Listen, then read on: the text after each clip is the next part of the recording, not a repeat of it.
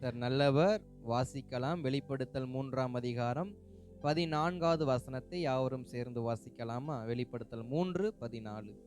Laodicea சபையின் தூதனுக்கு நீ எழுத வேண்டியது என்னவெனில் உண்மையும் சத்தியமுள்ள சாட்சியும் தேவனுடைய சிருஷ்டிக்கு ஆதியுமா இருக்கிற ஆமென் என்பவர் சொல்கிறதாவது. ஸ்தோத்திரம். அப்போஸ்தலனாகிய யோவானை கொண்டு ஆவியானவர் சபைகளுக்கு வெளிப்படுத்தின வார்த்தைகள் நமக்கு நன்றாக தெரியும். 7 சபைகளுக்கு 7 விதமான வார்த்தைகளை வெளிப்படுத்தினார். 7 சபைகளுக்கு 7 விதமான புகழ்ச்சியை அவர் வெளிப்படுத்தினார். 7 சபைகளுக்கு 7 விதமான குற்றச்சாட்டுகளை வெளிப்படுத்தினார். 7 சபைகளுக்கு 7 விதமான நியாய தீர்ப்பை காண்பித்தார். 7 சபைகளுக்கு 7 விதமான வெகுமதிகளை கொடுக்கிறேன்னு காண்பித்தார். ஆனா இந்த லவோதிக்கேயா சபையை பார்க்கிறப்ப, ஏன்னா ஒவ்வொரு சபையும் ஒவ்வொரு காலத்தை சார்ந்ததாக வேத பண்டிதர்கள் நம்ம குறிப்பிடுகிறாங்க. ஏன்னா அந்த சபையினுடைய சாராம்சத்தை வைத்து ஒவ்வொரு சபையும் ஒவ்வொரு காலகட்டத்தை சார்ந்ததாக குறிப்பிடப்படுறாங்க. அது போல இந்த லவோதிக்கேயா சபை எந்த காலத்தை சார்ந்ததுன்னு வேத பண்டிதர் குறிப்பிடுறாங்கன்னா, நாம் வாழக்கூடிய இந்த காலத்தை சார்ந்தது. நாம் வாழக்கூடிய இந்த காலத்தை சார்ந்தது. அப்ப லவோதிக்கேயா சபைக்கு இன்றைக்கான சபையா இருக்கிற நமக்கு ஆவியானவர் கொடுக்கிற வார்த்தைய இன்றைக்கு நம்ம கவனமா கேட்க போகிறோம். அங்க ஆரம்பத்திலே ஒரு வார்த்தையை சொல்லப்படுகிறது. லவோதிக்கேயா சபையின் தூதனுக்கு நீ எழுத வேண்டியது என்னவெனில் உண்மையும் சத்தியமும் உள்ள சாட்சியும் தேவனுடைய சிருஷ்டிப்புக்கு ஆதியுமா இருக்கிற ஆமேன் என்பவர் சொல்லுகிறதாவது. ஒவ்வொரு சபைக்கும் ஒவ்வொரு விதமான பெயர்ல இந்த சத்தியத்தை தேவன் எழுத ஆரம்பிச்சிருப்பார். ஆனா இந்த லவோதிக்கேயா சபைக்கு மட்டும் எழுதுறப்ப ஆமேன் என்று சொல்லுகிறவர் எழுதுகிறதாவது அப்படின்னு எழுதியிருப்பார். ஆமேன் என்றால் அப்படியே ஆக கடவது என்று அர்த்தம். ஏனென்றால் தேவனுடைய சிருஷ்டிப்பை இங்கே மையப்படுத்தி அங்க லவோதிக்கேயாக்கு எழுதுறாரு. லவோதிக்கேயா சபையே, நானே உன்னை சிருஷ்டித்தேன், நானே உன்னை சிருஷ்டித்தேன். ஏன்னா ஸ்தோத்திரம், ஆதி திருச்சபை நாட்கள்ல ஸ்தோத்திரம், தேவன் உலக தோற்றத்துக்கு முன்னாடி ஒவ்வொரு காரியத்தையும் உண்டாக கடவது என்றால் அது அப்படியே ஆயிற்று. அப்ப ஆமேன் என்றால் அப்படி ஆக கடவது என்ற அர்த்தம். அப்ப சகலவற்றையும் சிருஷ்டித்த தேவன் உனக்கு சொல்லுகிற வார்த்தை என்று சொல்லி லவோதிக்கேயாக்கு நேரா ஒரு வார்த்தை எழுதுறாரு. லவோதிக்கேயா சபைக்கு எழுதுற வார்த்தை என்ன? ஆமேன். ஆமேன் என்றால் அப்படியாக கடவது. தேவன் சிருஷ்டிப்புல ஒவ்வொரு வார்த்தையும் சொல்ல சொல்ல அது அப்படியே ஆக கடவது. அது அப்படியே ஆயிற்று, அது அப்படியே ஆயிற்று, அது அப்படியே ஆயிற்று என்று பார்க்கிறோம். அப்ப இந்த கடைசி காலத்திலையும் கர்த்தர் நம்மோடு சொல்லுகிற வார்த்தை அது அப்படியே நம்முடைய வாழ்க்கையில நடப்பதற்கு அவர் உண்மை உள்ளவராக இருக்கு. ஏன்னா அவருடைய வார்த்தை புடமிடப்பட்ட வார்த்தை. அதுல ஸ்தோத்திரம் செய்கூலி சேதாரம் எதுவுமே கிடையாது. அதுல முழுக்க முழுக்க உண்மை மட்டும்தான். அதனாலதான் எழுதுறாரு, உண்மையும் சத்தியமும் சாட்சியும் உடைய தேவனுடைய சிருஷ்டிப்புமாய் ஆதியுமாய் இருக்கிற ஆமேன். அப்ப அவர்கிட்ட உண்மை இருக்கு, அவரிடத்துல சத்தியம் இருக்கு. சரி, இந்த லவோதிக்கேயா சபையை குறித்து நம்ம பார்த்தோம்னா, இன்றைக்கு நாம் பார்க்கிற இந்த உலகம் எப்படி இருந்ததோ அப்படியே லவோதிக்கேயா சபையும் அந்த பட்டணமும் இருந்தது. அந்த பட்டணத்துல பேங்க் இருந்துச்சு, அந்த பேங்க்ல ஹாஸ்பிட்டல் இருந்துச்சு, அந்த நாட்கள்ல ட்ரீட்மெண்ட் இருந்துச்சு. அதுலேயும் விசேஷமான ட்ரீட்மெண்ட் எதுன்னா கண்ணுக்கு எடுக்கிற ட்ரீட்மெண்ட். அங்கே களிக்குன்னு சொல்லி ஒரு வார்த்தை இருக்கும். அது என்னன்னா கண்ணுக்கு போடக்கூடிய ஒரு விதமான பிளாஸ்திரி. அப்போ லவோதிக்கேயா சபை வர்த்தகத்தில் பெருகிய சபை. அதாவது அந்த பட்டணம் லவோதிக்கேயா பட்டணம் வர்த்தகத்தில் பெருகிய பட்டணம். அதே போல பேங்க், பணம் சேர்த்து வைத்து செலவு பண்ணுகிற அளவுக்கு ஞானம் படைத்ததான ஒரு பட்டணம். மருத்துவம் நிறைந்த ஒரு பட்டணம். சர்ஜரி பண்ணத்தக்கதான திறமை நிறைந்த பட்டணம் லவோதிக்கேயா பட்டணம். இது மாத்திரமல்ல, இன்றைக்கு நம் காலகட்டத்தில் கூடிய கிளப்பு, மெம்பர்ஷிப்பு அல்லது மற்ற எக்ஸட்ரா நம்ம காலத்தில் இருக்கிற அனைத்துமே அந்த காலத்தில் இருந்துச்சு. பெயர்கள் வேற, நோக்கம் ஒன்று. பெயர்கள் வேற, நோக்கம் ஒன்று. அப்ப லவோதிக்கேயா சபையை ஏன் இக்காலத்து சபைக்கு ஒப்பிட்டு தேவ தூதனானவருடைய வார்த்தை வந்தது அப்படின்னா, லவோதிக்கேயா சபையும் வரக்கூடிய நாட்கள் இருக்கிற சபையும் ஒன்று போல இருக்கும் என்று சொல்லியே இந்த வார்த்தை எழுதப்படுகிறது. ஏன்னா லவோதிக்கேயா சபை தான் லாஸ்ட். இந்த உலகத்தின் முடிவு லவோதிக்கேயா சபையோடு நிறுத்தப்படுகிறது. அப்ப நமக்கு இந்த வார்த்தை வருதுன்னா அந்த நாட்களை போலதான் நம்முடைய நாட்களும் இன்னைக்கும் இருக்கு. இதுல விசேஷமான வார்த்தை இன்னொன்னு என்ன அப்படின்னா, இந்த லவோதிக்கேயா சபையை பார்த்து சொல்ற வார்த்தை என்னன்னா, நீ அனலும் இல்லாமல் குளிரும் இல்லாமல் இருக்கிறாய். லவோதிக்கேயா அந்த பட்டணத்தை பொறுத்தவரை அங்க ஸ்தோத்திரம் தாது பொருட்கள் என்ன பண்ணும், கிடைக்கும். தாது பொருள் கிடைக்கிறதுனால அங்க அநேக உலோக சாந்து நிறைந்த ஓட்டைகள் குகைகள் என்ன பண்ணும் இருக்கும். அதுல இருக்க தண்ணீர்களை இவங்க சேமித்து குடிக்கணும். அப்புறம் அந்த தண்ணீர்களை குடிக்க முடியாது. ஏன்னா உலோகம் கலந்த தண்ணீரை அப்படியே குடித்தோம்னா அது அருவருப்பு நிறைந்ததா இருக்கும், அசுத்தம் நிறைந்ததா இருக்கும். அதை நல்லா கொதிக்க வைத்து சுத்தமாக்கி தான் என்ன பண்ணணும், குடிக்கணும். இப்ப இந்த லவோதிக்கேயா சபையை ஒரு குடி தண்ணிக்கு ஒப்புமையாக நம்ம பார்க்கலாம். எப்படின்னா, ஒரு உலோகம் கலந்த தண்ணீரை ஒருவன் பருக வேண்டும் என்றால் அதை தூய்மையாக்கி பருகணும்.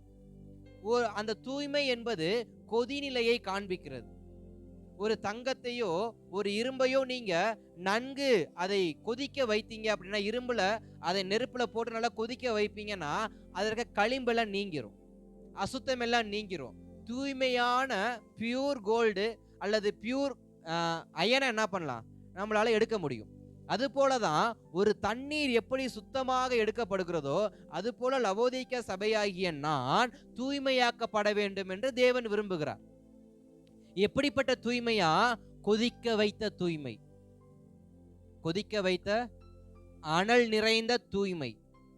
குளிர்ல இருக்கக்கூடியதான எதையுமே அவ்வளவு சீக்கிரத்தில் என்ன பண்ண முடியாது, உட்கொள்ள முடியாது. ஆனா அனலா இருக்கக்கூடியதான பொருட்களை கொஞ்சம் ஆற வச்சாவது உட்கொண்டரலாம்.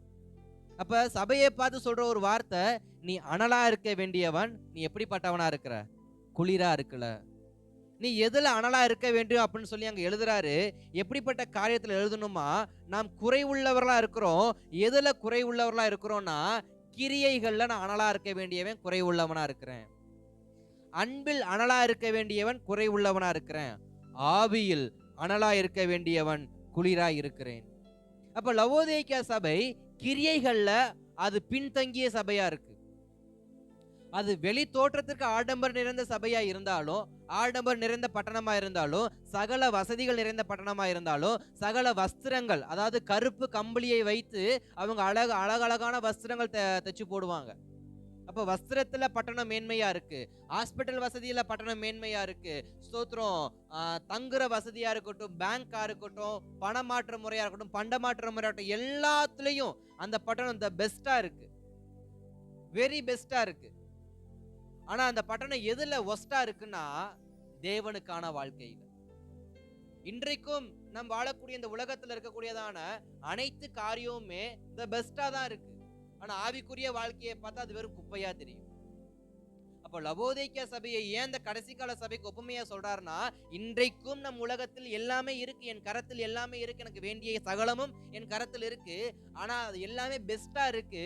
ஆனா ஆவிக்குரிய வாழ்க்கையை கொஞ்சம் லிஸ்ட் அவுட் போட்டு பார்த்தோம்னா அனைத்தும் ஒஸ்டா இருக்கும். கிரியைகள்ல பார்த்தா லவோதிக்கேயா சபை ஒன்றத்துக்கும் பிரயோஜனம் இல்லை, அன்புல பார்த்தா ஒன்றத்துக்கும் பிரயோஜனம் இல்லை, ஆவியில பார்த்தா சுத்தம், ஆவியில சுத்தம். ஆனா அங்க ஜப கூடாரங்கள் இருந்துச்சு.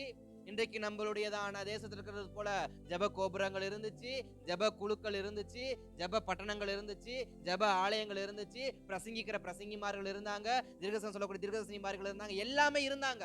ஆனா ஆவியோ செத்து போய் இருந்துச்சு. ஒரு செத்து போன பிணத்துக்கு பிரசங்கம் பண்ணது போலதான் லவோதிக்கேயா சபைக்கு நடந்ததான அனைத்து பிரசங்கங்களும் அக்காலத்துல. இன்றைக்கும் அநேக திருச்சபைகள்ல அநேக இடங்கள்ல பண்ணக்கூடிய பிரசங்கங்கள் யாருக்கு பண்ணக்கூடிய பிரசங்கமா இருக்குன்னா, செத்து போனவர்களுக்கு பண்ணக்கூடிய பிரசங்கமாவே இருக்கு. ஏன்னா ஆவிதான் செத்து போயிருச்சு, மாம்சம் மட்டும்தான் உசுரோட இருக்கு, ஆவி செத்து போச்சு.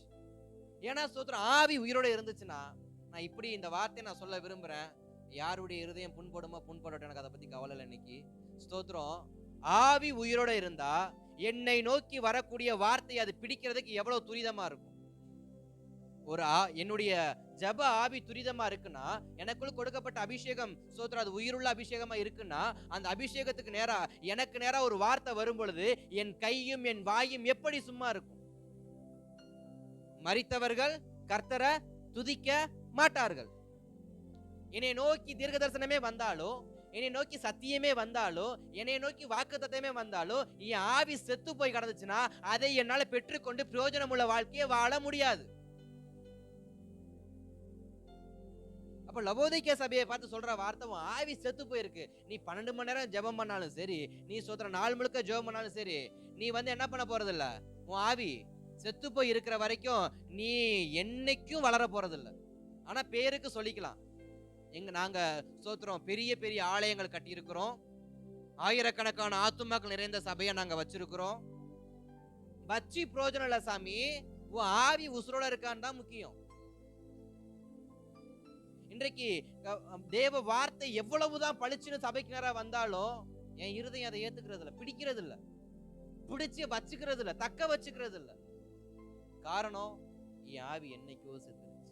நான் நடமாடும் பிணத்தை போலதான் இன்னைக்கு என்ன பண்ணி கொண்டிருக்கிறேன், இந்த உலகத்துல சபைக்குள்ள வாழ்ந்துகிட்டு இருக்கிறேன். லவோதிக்கே சபை எல்லாத்திலையும் இந்த பெஸ்ட். ஆலயம் அவங்கள மாதிரி கட்ட முடியாது, ஆத்துமாதை அவங்கள மாதிரி பண்ண முடியாது. ஒவ்வொரு சபையிலையும் பார்த்தோம்னாக்க குறைஞ்சது 500 1000 பேர்னு இருப்பாங்க. ஆனா ஆவி இல்லாத சபை என்னத்துக்கு? அபிஷேகம் இல்லாத சபை என்னத்துக்கு? தேவ வார்த்தை ஏற்றுக்கொள்ளாத சபை இருந்து என்ன, இல்லாட்டி என்ன? தேவனுக்கு கீழ்ப்படியாத சபை இருந்தா என்ன, இல்லாட்டி என்ன? ஆனா சொல்லிக்கிறது எனக்கு எல்லாம் தெரியும். ஆனா சபைக்கு வசனம் தெரியும், சபைக்கு சத்தியம் தெரியும், சபைக்கு கீழ்ப்படிய தெரியும். ஆனா கிரியையில எதுவுமே வெளிப்படாது, கிரியையில எதுவுமே வெளிப்படாது. அதனாலதான் சொல்றாரு, நீ அனலும் இல்லாம குளிரும் இல்லாம இருக்கிற, ஆனா நீ எப்படிப்பட்டவனா இருக்க வேண்டியவன், ஆவியில அனலா இருக்க வேண்டியவன். இன்னைக்கு என் அனல் எங்க போயிருச்சு? என் ஆவியின் அனல் எங்க போயிருச்சு? என் அன்பின் அனல் எங்க போச்சு? என்னுடைய கிரியையின் அனல் எங்க போச்சு? இன்னைக்கு கிரியை செத்து போச்சு, அன்பு செத்து போச்சு, ஆவி செத்து போச்சு, எல்லாம் செத்து போச்சு. அப்ப நான் சோதர விசுவாசியா இருந்து என்ன பிரயோஜனம்? லவோதிக்கே சபைக்கு இந்த வார்த்தையை தான் கொடுக்குறாரு. எப்ப எல்லாம் செத்து போய் நீ உசுரோட இருந்து என்ன பிரயோஜனம்? மூச்சு மட்டும் மேமூச்சு கீமூச்சு வாங்கி என்ன பிரயோஜனம்? உள்ள எல்லா பார்ட்ஸும் போயிருச்சு. இப்படி சொன்னா எப்படி இருக்கும்? Heart failure, kidney failure, liver failure, எல்லாம் ஃபெயிலியர். சுவாசம் மட்டும் இருந்து என்ன பிரயோஜனம்? அதேதான் இன்றைக்கு இருக்கிற சபையின் நிலைமை. எல்லாம் அன்பு போச்சு, கிரியை போச்சு, விசுவாசம் போச்சு, அபிஷேகம் போச்சு, எல்லாம் போச்சு. ஆனா நடந்துகிட்டு இருப்பேன் இங்கிட்டு இருந்து இங்கிட்டுன்னு. அது நடமாடும் எலும்பு கூடு, நடமாடும் எலும்பு கூடு.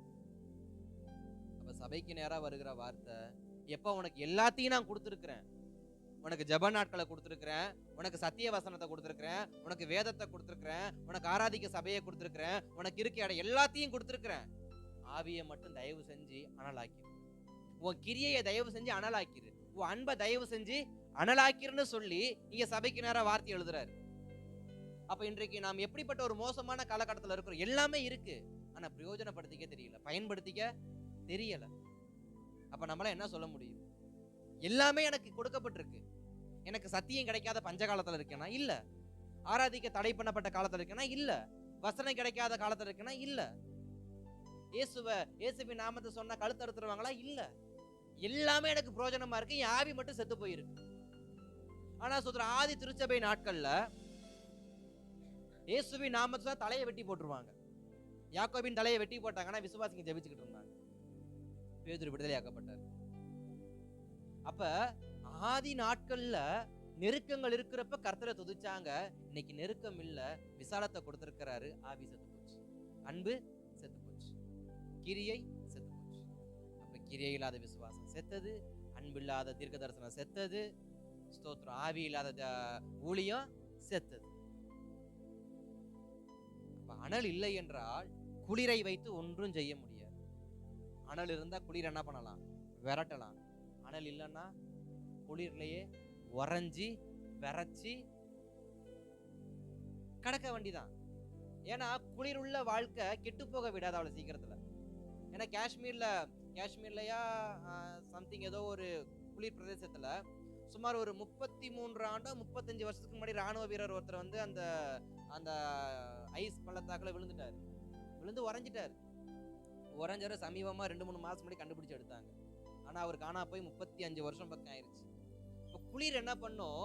என்னைய உறைய வைக்கும், ஆனா செயல்பட வைக்காது. ஆனா அனல் என்ன தெரியுமா பண்ணும்? பற்றி எரியும். 10 பேர் எரிய வைக்கும், அது 100 பேர் எரிய வைக்கும். ஆனா குளிர் என்ன பண்ணாது? என்னைய உறைஞ்சி விரைச்சி போக வச்சிரும். நான் அங்கேயே தான் கிடப்பேன், நான் காணா போயிருவேன். கடைசியில என்னை தேடினாலும் கண்டடைய முடியாது. 35-33 வருஷத்துக்கு அப்புறமா அந்த ராணுவ வீரர் என்ன பண்ணாங்க? கண்டுபிடிச்சாங்க. அப்ப குளிர் என்ன பண்ணும்? என்னைய உறைஞ்சு போக வைக்கும், என்னைய செயல்பட விடாது, என்னுடைய காலத்தை என் கண்ணுகளுக்கு மறைச்சிரும். அதுக்கப்புறம் அந்த அந்த உணர்ச்சியில இருந்து நான் எடுத்து வந்தாலுமே எனக்கு ஜீவன் என்ன பண்ணாது, இருக்காது. உரைய வச்ச வாழ்க்கையில இருந்து மீண்டும் என்னுடைய உரைத்தன்மையை குளிர்படுத்தினாலும் எனக்கு நான் புரோஜனம் உள்ள மனுஷன் என்ன பண்ண முடியாது. ஆனா அனல் உள்ள மனுஷனா இருந்தா உறைந்து போனவனையும் அவனால உயிர்ப்பிக்க முடியும். உறைந்து போன மனுஷனையும் அவனால எழுப்ப முடியும். அதனாலதான் எழுதுறாரு, நீ உறைந்த வாழ்க்கை அல்ல, அனல் உள்ள வாழ்க்கையை வாழ. என் கிரியைகள் உறைஞ்சு போச்சு, என் அபிஷேகம் உறைஞ்சு போச்சு, என் ஆவி உறைஞ்சு போச்சு, என் அன்பு உறைஞ்சு போச்சுன்னா நான் மனுஷனே கிடையாது. அதை கொஞ்சம் அனல் மூட்டினா எனக்குள்ள மனித தன்மை வெளிப்பட ஆரம்பிக்கும்.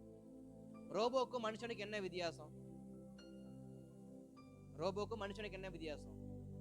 ரோபோக்கு உணர்ச்சிகள் கிடையாது, மனுஷனுக்கு உணர்ச்சிகள் இருக்கு. இதான் வித்தியாசம்.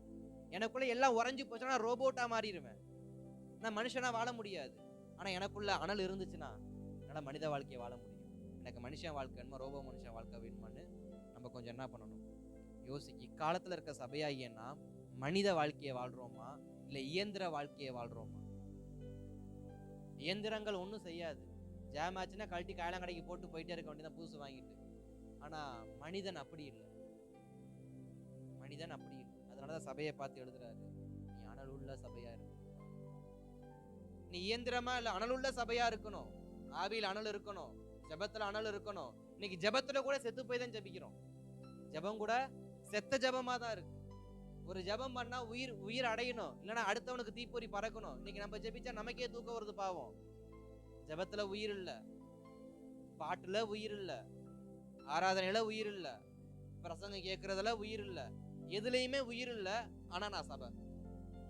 லவோதியேக்க எழுதுறாரு, நீ சபையே இல்ல, நீ சபையே இல்ல. அப்ப தொடர்ந்து நம்ம தியானிக்க கர்த்தர் நமக்கு உதவி செய்வாராக. அப்ப ஸ்தோத்திரம். வெளிப்படுத்தல் 2:4 எழுதுறாரு, ஆதியில் கொண்ட அன்பு நீ என்ன பண்ணிட்ட, விட்டுட்ட. அப்படின்னா உன் கிரியைகளை மறுபடியும் நீ ஆரம்பி. ஆதியில் கொண்ட கிரியையை நீ மறுபடியும் என்ன பண்ணு, உனக்குள்ள கொண்டு வா. அப்ப செத்து போன உன் கிரியைய வெளியில கொண்டு வா. ஆதியில் உன் கிரியைகள் எப்படி இருந்துச்சு, அனல் உள்ள கிரியையா இருந்துச்சு. இன்னைக்கு ஏன் அந்த கிரியையை மறந்துட்ட, இன்னைக்கு ஏன் அந்த கிரியையை உறைஞ்சு போக வச்சுட்ட. உன் கிரியையை மறுபடியும் என்ன பண்ணு, உயிர்ப்பிக்க பண்ணு. மத்தேயு 24ஆம் அதிகாரம் 12வது வசனம் சொல்லுகிறது, அக்கிரமம் மிகுதியால் அன்பு என்ன பண்ணுமா, தணிந்து போகுமா. அப்ப ஸ்தோத்திரம், என் அன்பு உறைந்து போக காரணமே என் அக்கிரமம். நான் ரட்சிக்கப்பட்டிருக்கேன், நான் சபைக்குள் இருக்கிறேன், ஆனா எனக்குள்ள அக்கிரம காரியம் இருக்கு. எனக்குள்ள அப்ப அன்பு என்ன பண்ணாது, இருக்காது. அக்கிரம மிகுதியால் அன்பு தணிந்து போகணும் வேதம் சொல்லுது. இங்க ஸ்தோத்திரம், லவோதிக்கேய சபையை பார்த்து தேவன் சொல்ற ஒரு வார்த்தை என்ன அப்படின்னா, உன் அன்பு உறைஞ்சு போச்சுப்பா, உன் அன்பை அனல் மூட்டு. அன்பு அனல் மூட்டு அப்படின்னா அக்கிரமத்தை குறைன்னு அர்த்தம், அக்கிரமத்தை குறைச்சிக்கான்னு அர்த்தம், அக்கிரமம் செய்யறத மறந்துருன்னு அர்த்தம். அப்ப எப்படி இருக்கணும்னு சொல்லி எழுதுறாரு அப்படின்னா, 1 பேதுரு 1ஆம் அதிகாரம் 22வது வசனத்தை வாசிங்க முடிஞ்சா. 1 பேதுரு 1ஆம் அதிகாரம் 22வது வசனத்தை ஒரு வாசிங்க. 1 பேதுரு 1:22. ஆகையால் நீங்கள் மாயமற்ற சகோதர சிநேகம் உள்ளவராகும்படி ஆவியிலே சத்தியத்திற்கு கீழ்ப்படிந்து உங்கள் ஆத்துமாக்களை சுத்தமாக்கி கொண்டவர்களா இருக்கிறபடியால் சுத்த இருதயத்தோடு ஒருவரில் ஒருவர் ஊக்கமாய் அன்பு கூறுங்கள். சுத்த இருதயத்தோடு ஒருவருக்கொருவர் ஊக்கமாய் அன்பு கூறுங்கள். ஸ்தோத்திரம். என் ஆவி உயிர்ப்பிக்கப்படணும் அப்படின்னா, என் அன்பு உயிர்ப்பிக்கப்படணும் அப்படின்னா, என் கிரியை உயிர்ப்பிக்கப்படணும் அப்படின்னா, அக்கிரம சிந்தை என்னை விட்டு அகன்று போகணும். ஏன்னா வேதத்துல இயேசு கிறிஸ்து சொல்லுவார், அக்கிரமக்காரன் என்னை விட்டு. அப்ப அக்கிரமம் செய்கிறவன் தேவ அன்பு என்ன பண்ண முடியாது, வெளிப்படுத்த. ஆனா அவங்க விசுவாசியா இருக்க முடியும். விசுவாசியா நம்ம ஒரு தவறான ஒரு புரிதல் நமக்கு இருக்கும் நான் நினைக்கிறேன். இப்படி ஸ்தோத்திரம், பாவம் செய்கிறவன் தேவனுடைய வீட்டை என்ன பண்ண முடியாது, சபைக்குள்ளேயே வர முடியாதுன்னு நினைக்கிறோம். ஆனா இயேசு கிறிஸ்துவ சோதிச்சதே யாருதான், யாரு, பிசாசு தான். பரலோக வாசல யோசுவாவுக்கு முன்னாடி போய் கை காட்டினது யாரு, பிசாசு தான். நம்ம நினைக்கிறோம் ஆலயத்துக்குள்ள பிசாசு வராதுன்னு. இன்னைக்கு பல பிசாசு ஆலயத்துக்குள்ள தான் இருக்கு. அல்லேலூயா. பல பிசாசு ஆலயத்துக்குள்ளதான் இருக்கு. அது வரும், முக்காடு போடும், வேட்டி சட்டையை கட்டிட்டு வரும், சோத்திரம், நல்லா கையை தட்டும், பேண்ட் சட்டையை போட்டுக்கிட்டு நல்ல பாட்டு பாடும், நல்ல கையை தூக்கும், ஆனால் உசுறு மட்டும் இருக்காது. அப்ப அது என்னது, பிசாசு. பேய்க்கு என்ன அர்த்தம், அதுக்கு உருவம் இருக்கா, அதுக்கு உடல் உறுப்புகள் இருக்கா, அது கை கால் இருக்கா, ஆனா அதுக்கு என்ன இருக்கும்? அது மட்டும். அப்ப அதுக்கு பேர் என்ன? பேய். அப்ப உறுப்பு செத்து போய் மூச்சு மட்டும் இருக்குன்னா அதுக்கு பேர் என்னதான்? அப்ப சில பிசாசுகள் எதுக்குள்ளதான் உட்கார்ந்து இருக்கு? சபைக்குள்ளத்தான். சபைக்குள்ளத்தான். அதனாலதான் லவோதிக்கேயருக்கு எழுதுறாரு, அனல் இருந்தா நீ உசுறு உள்ளவன், உறைஞ்சு போனா நீ பிசாசு. அப்ப சபையே உனக்குள்ள எத்தனை பேர் இருக்கிறாங்கன்னு எனக்கு என்ன பண்ண தெரியல, சொல்ல முடியல. அதனால சபையின் தூதனாகிய சபையின் ஊழியக்காரருக்கு எழுதுறாரு, உன் சபையில எத்தனை பேர் உறைஞ்சு போயிருக்கான்னு கொஞ்சம் போய் என்ன பண்ணு பாருப்பா. உறைஞ்சு போயிட்டா பூரா பிசாசா மாறி இருப்பாங்க. உசுறு இருந்தா மட்டும் என்ன பண்ணு, சபைக்குள்ள சேரு. உறைஞ்சு போனா சபையை விட்டு என்ன பண்ணிரு, வெளியே விரட்டி. இருக்கிற உறைஞ்சு போன நிலைமை அனல் உள்ளதையும் என்ன பண்ணிரும், அமைச்சு போட்டுற போது அப்படின்னு சொல்லி எச்சரிப்பு கொடுப்பாரு. ஸ்தோத்திரம். என் வாழ்க்கை எப்படி இருக்கணும்? பிசாசோட கை கோத்த வாழ்க்கை என்ன பண்ணக்கூடாது, அக்கிரம கிரியைகள் செய்யக்கூடியதா இருக்கக்கூடாது. அக்கிரம சிந்தைகள் என்ன பண்ணக்கூடாது, வரக்கூடாது. தேவனுக்கு முன்பாக லவோதிக்கேய சபை எப்படி இருக்கணும்? அந்த சபை சொல்கிற ஒரு வார்த்தை, அந்த வார்த்தையை வாசிங்களேன். ஸ்தோத்திரம். கர்த்தர் நல்லவர். அந்த 3ஆம் அதிகாரத்துல அழகா அந்த வார்த்தையை அவங்க கோட் பண்ணுவாங்க. வாசிங்க 17வது வசனத்தை.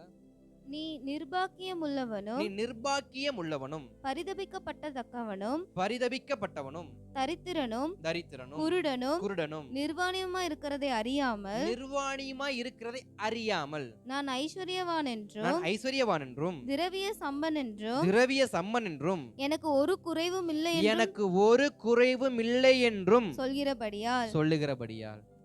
இப்ப சபையை பார்த்து ஆண்டவர் சொல்ற வார்த்தை, சபை எப்படிப்பட்ட வார்த்தைய சொல்லி கொண்டு இருக்குன்னா, எனக்கு ஒரு குறையும் இல்ல, நான் பலவீனமானவன் இல்ல, நான் முழுவதும் ஆரோக்கியமானவன், நான் முழுவதும் ஆசீர்வதிக்கப்பட்டவன், நான் முழுவதும் அபிஷேகம் பண்ணப்பட்டவன், நான் ஊழியம் செய்யக்கூடியவன், நான் உண்மையான விசுவாசி, நான் சொல்ற உண்மையா நடக்கக்கூடிய மனுஷன், இதெல்லாம் சொல்லுது. ஆனா வேதம் சொல்லுகிறது, அவன் நிர்பாக்கி, அவன் தரித்திரன், அவன் குருடன். ஆனா அவனுக்கு அவனே சொல்லிக்கிறான் ஐஸ்வர்யவான். அவனுக்கு அவனே சொல்ற வார்த்தை என்ன? ஐஸ்வர்யவான். ஆனா தேவனுடைய எதிர்பார்ப்பு எப்படிப்பட்டது? எதிர்பார்ப்பா இருக்கு தெரியுமா? ஸ்தோத்திரம். நான் மறுபடியும் அனலுள்ள வாழ்க்கைய வாழ வேண்டும். நான் தற்பெருமையின் வாழ்க்கையை அல்ல. எனக்கு நானே சொல்லக்கூடாது நான் ஸ்தோத்திரம் பாக்கியவான்னு. நானே சொல்லக்கூடாது நான் ஸ்தோத்திரம் அதிர்ஷ்டசாலி அப்படின்னு. நானே சொல்லக்கூடாது எனக்கு எல்லாமே இருக்கு, எனக்கு ஒரு குறையும் இல்லை அப்படின்னு. ஆனா எனக்குள்ள குறைவு இருக்கிறனாலதான் இந்த அப்படிப்பட்ட வார்த்தைகளை எனக்கு நேரா ஆண்டவர் என்ன பண்றாரு, கொண்டு வர்றாரு. அப்ப தேவன் சபை மேல ஒரு எதிர்பார்ப்பு வச்சிருக்கிறார். இந்த லவோதிக்கேய சபை ஒன்றும் பிரயோஜனப்படாத சபைன்னு தெரிஞ்சு போச்சு. ஆனா அந்த சபையை அவர் தூக்கி எறியல. ஒன்றுக்கும் பிரயோஜனப்படாத செத்த நிலைமையில இருக்கிற, செத்த கிரியையில இருக்கிற, செத்த ஆவியில இருக்கிற, செத்த அன்புல இருக்கிற இந்த சபையை பார்த்து தேவன் தூக்கி எறியல. இது எனக்கு பிரயோஜனப்படாதுன்னு சொல்லி இந்த சபைய எப்படிப்பட்ட சபையா மாற்றணும்னு எதிர்பார்ப்பு அவருக்கு இருக்கு அப்படின்னா, உபாகமத்தின் புஸ்தகம் 5ஆம் அதிகாரம் 29வது வசனம் சொல்லும், கர்த்தருக்கு பயந்து நடுங்கிற இருதயத்தை உடையவர்களா இருந்தா நல்லா இருக்கும். குறிச்சு வச்சுக்கோங்க. உபாகமம் 5:29, கர்த்தருக்கு நடுங்குகிற இருதயம் உடையவர்களா இருந்தா நல்லா இருக்கும். அப்ப சபை எப்படிப்பட்டதா இருக்க வேண்டும் என்று கர்த்தர் விரும்புகிறார்? கர்த்தருக்கு நடுங்குகிற இருதயம் உடைய சபையா இருக்கணும். என் இருதயம் கல்லா இருக்கா, சதையா இருக்கா? என் இருதயம் வார்த்தைக்கு நடுங்குதா, நடுங்கலையா? என் இருதயம் ஸ்தோத்திரம் இது பாஸ்டர் மோகனுடைய வார்த்தை நினைக்குதா, இல்ல இது கர்த்தருடைய வார்த்தை நினைக்குதா? அப்ப கர்த்தருடைய வார்த்தைன்னு ஒரு இருதயம் நினைக்குதுன்னா அந்த இருதயம் என்ன பண்ணும்? அதை ஏற்றுக்கொள்ளும், நடுங்கும். இது சாதாரண மனிதனுடைய வார்த்தையா? இந்த ஸ்தோத்திரம் வார்த்தையை நம்ம பார்த்தோம்னா என் இருதயம் என்ன பண்ணாது, நடுங்காது. அது தைரியமா பார்த்துக்கலாம். இல்ல தேவன் எப்படிப்பட்ட ஒரு சபையை எதிர்பார்க்கிறார் அப்படின்னா, அவருக்கு நடுங்குகிற இருதயம் உள்ள சபையை அவர் என்ன பண்றாரு, எதிர்பார்க்கிறாரு. இரண்டாவது எப்படிப்பட்ட எதிர்பார்ப்பு எதிர்பார்க்கிறாருன்னா, சங்கீதம் 81:11 முதல் 13 வசனங்களை பார்க்கும்போது, சங்கீதம் 81:11 முதல் 13 வசனத்துல பார்க்கிறப்ப, என் வழியில் நடந்தால் நலமா இருக்கும். ஃபர்ஸ்ட் என் நம்முடைய இருதயம் அவருடைய வார்த்தைக்கு நடுங்கினா நலமா இருக்கும்னு சொல்றாரு. இரண்டாவது, அவர்கள் என் வழியில் நடந்தா நலமா இருக்கும். நான் யாருடைய வழியில நடக்கணும்னு கர்த்தர் எதிர்பார்க்கிறாரு? அவர் வழியில். நானே வழியும் சத்தியமும் ஜீவனமா இருக்கிறேன், என் வழியில நீ நடந்தா எனக்கு எப்படி இருக்கும், நல்லா இருக்கும். அப்ப தேவனுடைய சபைக்கு மேல கர்த்தருடைய எதிர்பார்ப்பு இரண்டாவது எப்படி இருக்கு? என் நடை, என் உடை, என்னுடைய பார்வை, என்னுடைய பேச்சு யாருக்கு நேரா இருக்கணுமா? யாரை பின்பற்றி இருக்கணுமா? கர்த்தரை இயேசுவை பின்பற்றி. அப்ப சபை இயேசுவை பின்பற்றி நடந்தால் அது இயேசுவுக்கு பிரியம். சபை இயேசுவின் வார்த்தைக்கு நடுங்குற இருதயம் உடையதா இருந்தால் அது இயேசுவுக்கு பிரியம். மூன்றாவது பார்க்கிறோம், ஸ்தோத்திரம். 1 ராஜாக்கள் 18:21 பார்க்கிறப்ப, குந்தி குந்தி நடக்காமல் ஒரே மனமுடையவர்களா இருக்க வேண்டும். இதே வார்த்தைய யாக்கோபு 1:8 சொல்லுவாரு, இருமனமா இருக்காதப்பா. இருமனதை கர்த்தர் என்ன பண்றாரு? வெறுக்கிறார். அப்ப நான் நிலையற்றவனா போயிருவேன். எனக்குள்ள இருமனம் இருக்குன்னா என் வழியில் நான் நிலையற்றவனா போய் விடுகிறேன். அதனாலதான் ஸ்தோத்திரம், எலியா இப்படி சொன்னாரு. 1 ராஜாக்கள் 18ஆம் அதிகாரம் 21வது வசனத்துல, நீங்க எவ்வளவு நாள் தான் குந்தி குந்தி நடப்பீங்க? இப்ப கர்த்தருடைய வார்த்தை எப்படிப்பட்ட எதிர்பார்ப்பு சபையின் மேல இருக்கு அப்படின்னா, நான் வழியில் நிற்கிறவனா, அதாவது நிலையற்றவனா இல்ல, நிலை உள்ளவனா இருக்கணும். நான் குந்தி குந்தி நடக்க கூடாது. நான் வேகமா என்ன பண்ணணும்? நான் போகணும். ஏன்னா பந்தய பொருளை பெற்றுக்கொள்ளணும், வேகமா ஓடணும். பந்தய பொருளை பெற்றுக்கொள்ள வேகமா ஓடணும். ஆனா இன்றைக்கு சபை எப்படி ஓடிக்கிட்டு இருக்குன்னா, குந்தி குந்தி குந்தி, போகலாமா வேண்டாமா, போகலாமா வேண்டாமா, நன்மை உண்டாகுமா உண்டாகாதா, ஆசீர்வாதம் கிடைக்குமா கிடைக்காதா, அற்புதம் நடக்குமா நடக்காதா, அக்கினி இறங்குமா இறங்காதா. அப்ப எந்த மட்டும் இருமனதோட நீ குந்தி குந்தி நடப்ப? ஏன்னா இருமனம் யாருக்கு வரும்னா, களவாணிகளுக்கு மட்டும்தான் வரும். இருமனம் யாருக்கு வரும்? திருடர்களுக்கு மட்டுமே வரும். ஏன்னா யூதாஸ் காரியத்துக்குள்ள இருமனம் இருந்துச்சு. அவனால சந்தோஷமா அப்பத்தை என்ன பண்ண முடியல? புசிக்க முடியல. சந்தோஷமா ராபோஜனத்துல என்ன பண்ண முடியல? பங்கேற்க முடியல. சந்தோஷமா அவருடைய மார்பில் என்ன பண்ண முடியல? சாய முடியல. காரணம் என்ன? இவன் தான் இருமனம் உள்ளவனா இருக்கிறானே. இவனுக்கு வேண்டியதெல்லாம் 30 வெள்ளிக்காசு. எப்பொழுது இயேசு திரும்புவாரு, ஓடி போய் என்ன பண்ணிடலாம்? காமிச்சு கொடுத்துடலாம். அப்ப சொல்ற, இருமனம் உள்ளவர்கள் எல்லோருமே சபைக்குள் எப்படிப்பட்டவங்களா இருக்கிறாங்க? களவாணித்தனம் பண்ணக்கூடிய கள்ளர் குகைகளாகவே என்ன பண்றாங்க? காணப்படுறாங்க. யாருக்காவது இருமனம் இருக்கா? கர்த்தரை சேவிப்பதும் வேறு எதுவும் சேவிப்பதும், கர்த்தரை தேடுவதும் வேறு எதுவும் தேடுவதும், கர்த்தருடைய பாட்டை பாடுவதும், உலக பிரகாரமான பாட்டை பாடுவதும், இப்படிப்பட்ட இருமனங்கள் இருந்தாக்க நாமெல்லாம் எப்படிப்பட்டவங்களா இருக்கிறோம்? கர்த்தருடைய பார்வையில திருட்டு பயல்களா இருக்கிறோம். அல்லேலூயா. இப்படிப்பட்ட வார்த்தையை சொன்னா யாருக்காவது கோபம் வராம இருக்குமா? வரும். என்னைய பார்த்து பொடா திருட்டு பையன்னு சொன்னா எனக்கு என்ன வரும்? கோபம் வரும். ஆனா என் வாழ்க்கையவே திருட்டுத்தனமான வாழ்க்கையா இருந்தா யாருக்கு கோபம் வரும்? கோபம் வரும். இப்ப இருமனம் உள்ளவன் எப்படா போவான்? வீட்டை திறக்கலாம். எப்படா அவன் வீட்டை பூட்டு அங்கிட்டு போவான், நம்ம வீட்டை என்ன பண்ணலாம்? திறக்கலாம். பகல்ல பார்த்தா நல்லா பேசுவான், ராத்திரி ஆனா பூட்டை திறப்பான். யாரு? இருமனம் உள்ளவன். சபைக்குள்ள பாக்குறப்ப நல்லா இருப்பாங்க, வெளியில பாக்குறப்ப அயோக்கியத்தனம் பண்றவங்களா இருப்பாங்க. இருமனம் உள்ளவங்க. சபைக்குள்ள இருக்கிறப்ப கர்த்தரை துதித்து பாடுவாங்க, வெளியில போனாக்க உலக பிரகாரமான பாட்டை பாடுவாங்க. இருமனம் உள்ளவங்க. பாஸ்டர் பார்த்தா ஸ்தோத்திரம் போடுவாங்க, வெளியில போனா பாஸ்டரை திட்டுவாங்க. இருமனம் உள்ளவங்க. உள்ளுக்குள்ள வந்தா சபையில ஆராதிப்பாங்க, வெளியில போனா சபையை குறிச்சே குறை சொல்லுவாங்க. இருமனம் உள்ளவங்க. இப்படி பல வார்த்தைகள் வந்துகிட்டே இருக்கும். கோர்வையா பேசுறான நேரம் பத்தாது, பாவம். அப்ப என் வாழ்க்கை எப்படிப்பட்ட வாழ்க்கை இருக்க கூடாதுன்னு வேதம் எதிர்பார்க்குது. இருமனம் உள்ள வாழ்க்கை நான் வாழக்கூடாது. ஒரு மனுஷனுக்கு ஒரே ஒரு இருதயம் தான் இருக்கணும். 2 இருதயம் இருக்குன்னா அது வேற பிறவியா இருக்கும்னு அர்த்தம். அல்லேலூயா. ஒரு உடம்புல எத்தனை இருதயம் இருக்கணும்? ஒரு இருதயம், 2 கிட்னி, 2 லிவர் இருந்தா அது ஹியூமன் பாடி. 2 ஹார்ட் இருந்தா அது வேற ஏதோ ஜந்து, வேற ஏதோ வேட்டு கிரகவாசி. அது அந்த வீட்டுல என்ன பண்ணக்கூடாது? அனுமதிக்க கூடாது. அப்ப இருமனம் உள்ளவன் இரு இருதயம் உடையவனுக்கு சமானம். இரு இருதயம் உடையவன் ஒரு பக்கம் கர்த்தரை துதிப்பான், ஒரு பக்கம் பிசாசுக்கு ஆராதனை பண்ணுவான். இதெல்லாம் யாருக்குன்னா லூசிபருடைய அடையாளம். லூசிபருக்கு இருமனம் இருந்துச்சு. என்னன்னா, அவன் இயேசுவை பார்த்து சேனைகளின் கர்த்தர் பரிசுத்தர் பரிசுத்தர் பரிசுத்தர் பரிசுத்தர், நம்ம அங்கிட்டு போனதுக்கு அப்புறம் அந்த சிங்காசனம் எனக்கு தான், எடுக்காம விட மாட்டேன். இருமனம் தானே. அவன் என்ன பண்ணாரு? பக்கத்துலயே உட்கார வச்சாரா? ஓங்கி ஒரே மீதி போய் பூலோகத்துல என்ன பண்ணு, கடந்து சாகடா அப்படின்னு அக்கினி கடலை கடந்து சாகனம் சூட்டார். அப்ப இருமனம் இருந்தால் சபைக்குள்ளே இருக்கலாம், பரலோகத்தில் இருக்க முடியாது.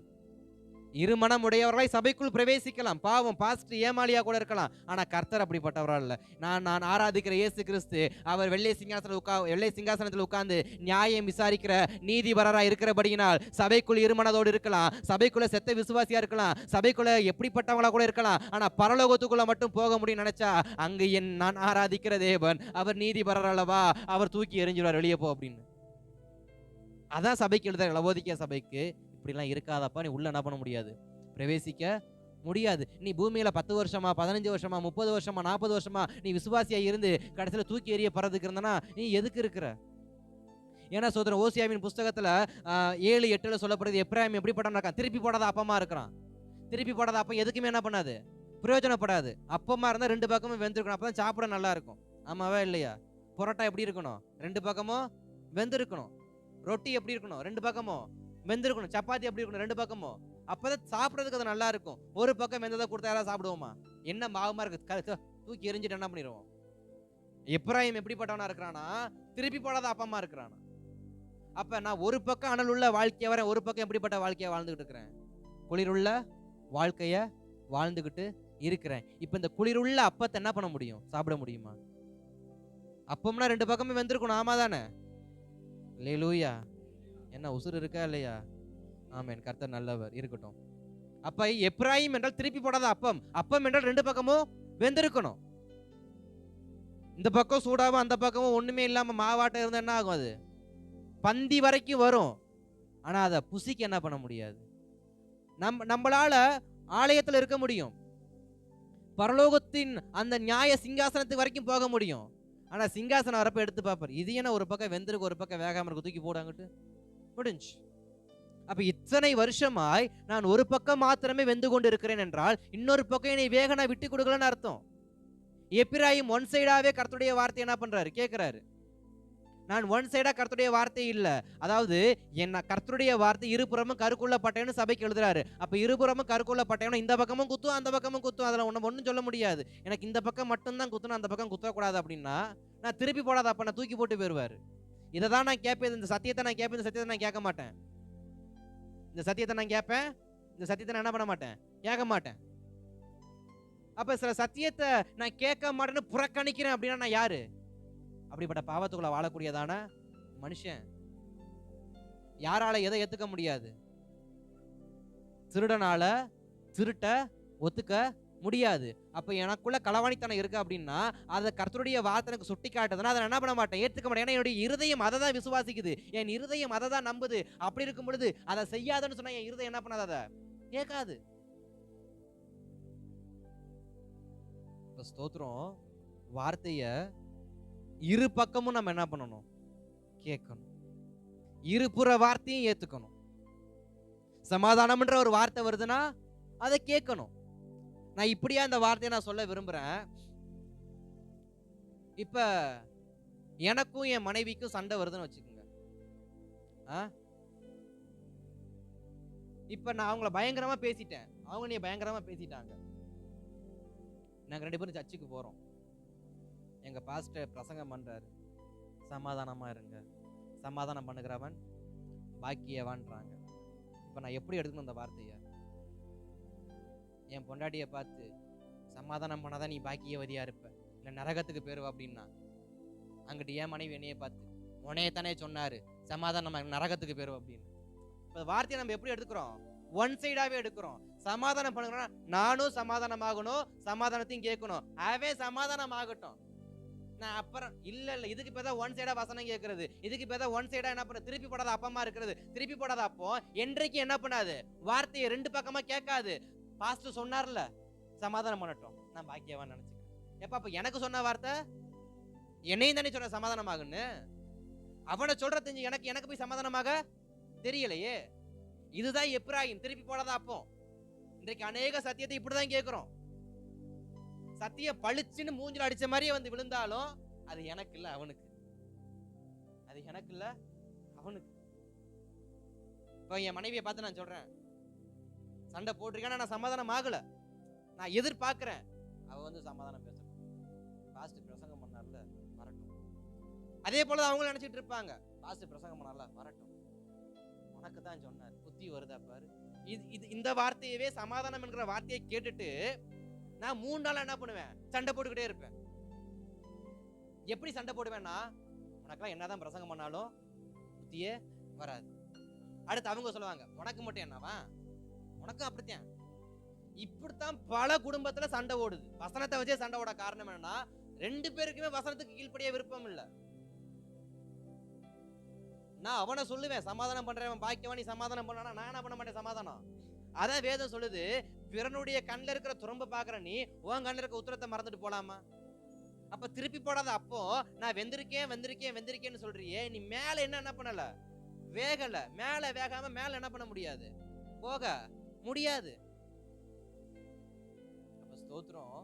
நான் எப்படிப்பட்டனா இருக்கணும் கர்த்தர் விரும்புறாரு. இரு பக்கமும் வெந்தவனாய் நான் பரலோகத்துக்கு வரணும். திருப்பி போடாத அப்பா அம்மா இல்ல, திருப்பி போட்ட அப்பா அம்மா என்ன பண்ணணும்? நான் தேவ சமூகத்துக்கு போகணும். அப்ப முதலாவது எதிர்பார்ப்பு சபையை பார்த்து தேவன் எதிர்பார்க்கிற எதிர்பார்ப்பு எப்படிப்பட்டதா இருக்குன்னா, ஒன்று, கர்த்தருக்கு நடுங்குகிற இருதயம் இருக்கா? உபாகமம் 5:29. கர்த்தருக்கு நடுங்குற இருதயம் இருக்கான்னு. இரண்டாவது, என் வழியில் நடக்கிறாங்களா? நலமா இருக்கும். சங்கீதம் 81:11 முதல் 13. அடுத்து, எந்த மட்டும் குந்தி குந்தி நடப்ப. 1 ராஜாக்கள் 18:21, யாக்கோபு 1:8. குந்தி குந்தியா நடக்கணும். கடைசியாக ஓசியா 7:8, திருப்பி போடாத அப்பம். அப்ப தேவன் எதிர்பார்க்கிற 4 குணாதிசயங்கள்: என் இருதயம், என் வழிகள், என்னுடையதான நிலைவரமான தன்மை. நான் ஸ்ட்ராங்கா இருக்கேனா? ரெண்டாவது, நான் சரியா நடந்திருக்கேனா? இருப்புலமும் பிரயோஜனம் உள்ளவனா இருக்கிறேனா? அப்ப திருப்பி போடாத அப்ப என்ன பண்ணாது? என்னைக்குமே பிரயோஜனம் உள்ளதா மாறாது. ஆனா தேவன் எதிர்பார்க்கிறாரு, நீ பிரயோஜனம் உள்ளவனா இருக்கும். சபைக்கு நேராய் வரக்கூடிய எச்சரிப்பு என்னன்னா, செப்பனியா 1ஆம் அதிகாரம் 5-6 வசனத்தை ஒருத்தர் வாசிக்க முடியுமா? செப்பனியா 1ஆம் அதிகாரம் 5-6 வசனத்தை ஒருத்தர் வாசிக்கலாமா? சபைக்கு நேரா ஒரு எச்சரிப்பு வைக்கிற ஒரு எச்சரிப்பின் வார்த்தையை, சபை இப்படிதான் இருக்கணும்.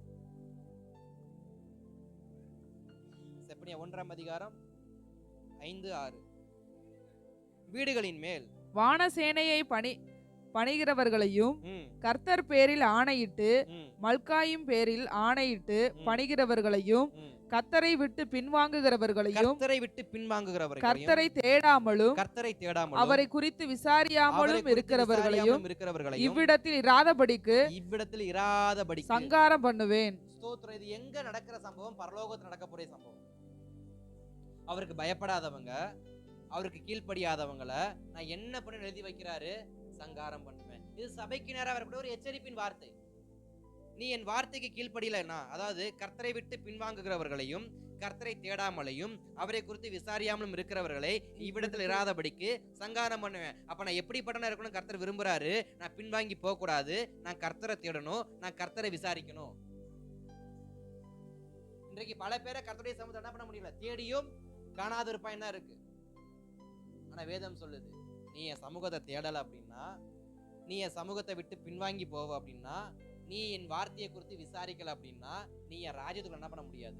வர முடியாது. நீ சங்காரம் பண்ணப்பட்டவன் என்ன பண்ணிடுவ? மாறிடும். இது லவோதிக்கேயா சபைக்கு நேரம் வரக்கூடிய வார்த்தை. இன்றைக்கு இருக்கிற திருச்சபைக்கு நேரம் வரக்கூடிய வார்த்தை இதுவும் தான்.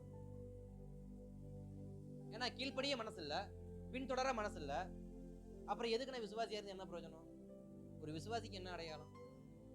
பின்தொடரணும், விசாரிக்கணும், கீழ்ப்படியணும். இல்லைன்னா அது என்ன விசுவாசி? சங்காரம் மட்டும் தூக்கி போட்டே போக வேண்டியதான். அதை தாங்க சொல்லி வச்சிருக்காரு செப்பனியா 1. அடுத்து மத்தேயுவின் புஸ்தகத்துல மத்தேயு 10ஆம் அதிகாரம் 37வது வசனத்துல பாக்குறோம், அதிகமாய் நேசிக்கிறவன் அதிகமாய் நேசிக்கணும். எப்படி? மனைவியை விட கணவனை, மனைவியை விட கணவனை விட பிள்ளையை விட பெற்றோரை விட யார் அதிகமா நேசிக்கணுமா?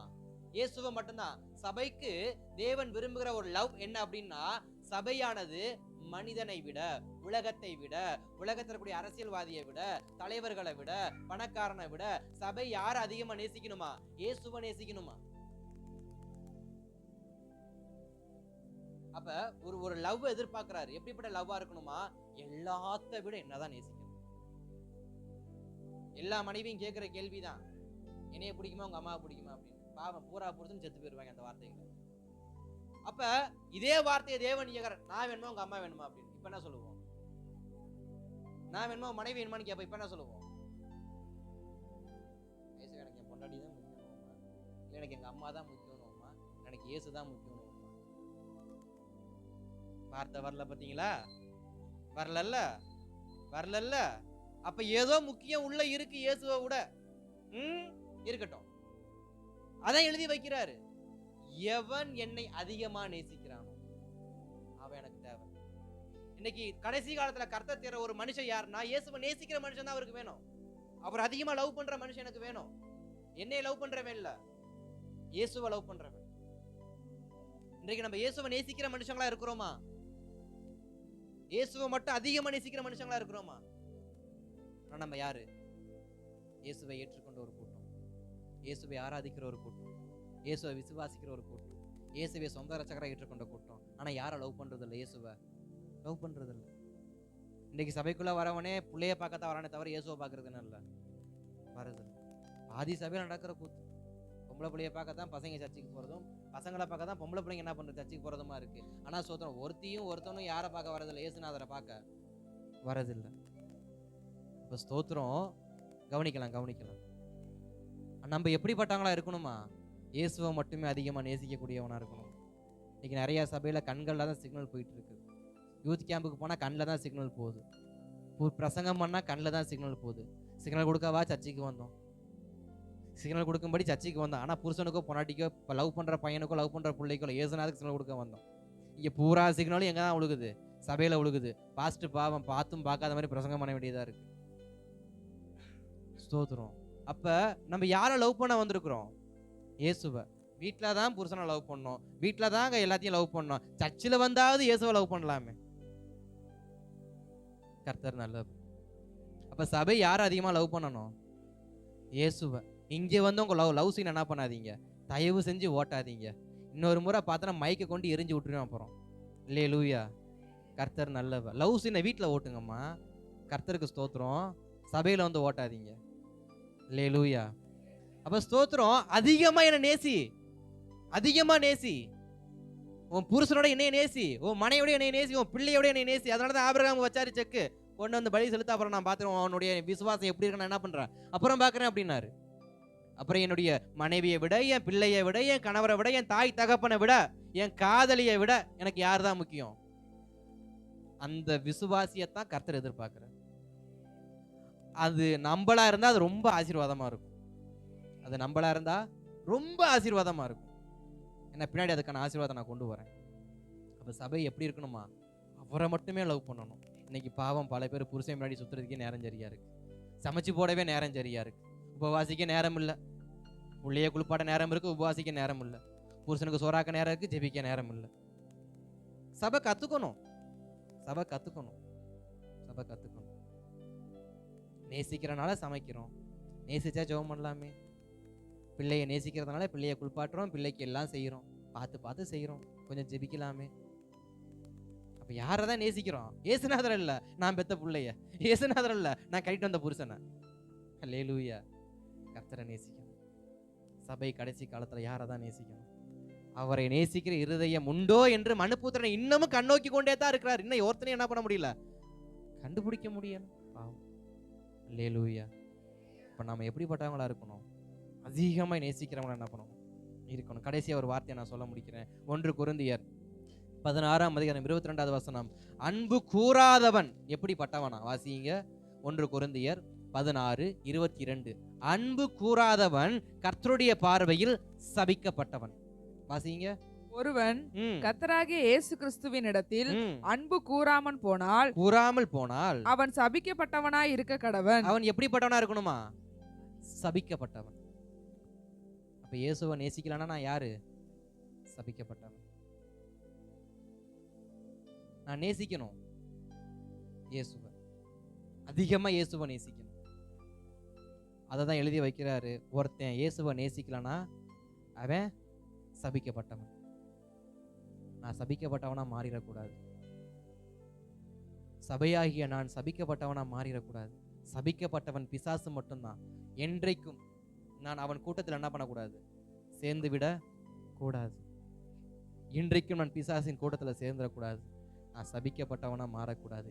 இதை தான் கர்த்தர் விரும்புகிறாரு. என் ரத்தத்தில் மீடெடுக்கப்பட்ட சபை சபிக்கப்பட்டுறக்கூடாது. என் ரத்தத்தில் மீடெடுக்கப்பட்ட சபை வேற பக்கம் நேசத்தை விட்டுறக்கூடாது. என் ரத்தத்தில் மீடெடுக்கப்பட்ட சபை சங்காரம் ஆகிடக்கூடாது. அதனால தான் எப்படி எதிர்பார்க்குறாரு? இவன் இருதயம் எனக்கு என் வழியில் நடக்குதா? என் வழிகளை மாத்திரம் நடக்க பிரயாசப்படுறியா? குந்தி நடக்காம நிலைவரமா நடக்குறியா?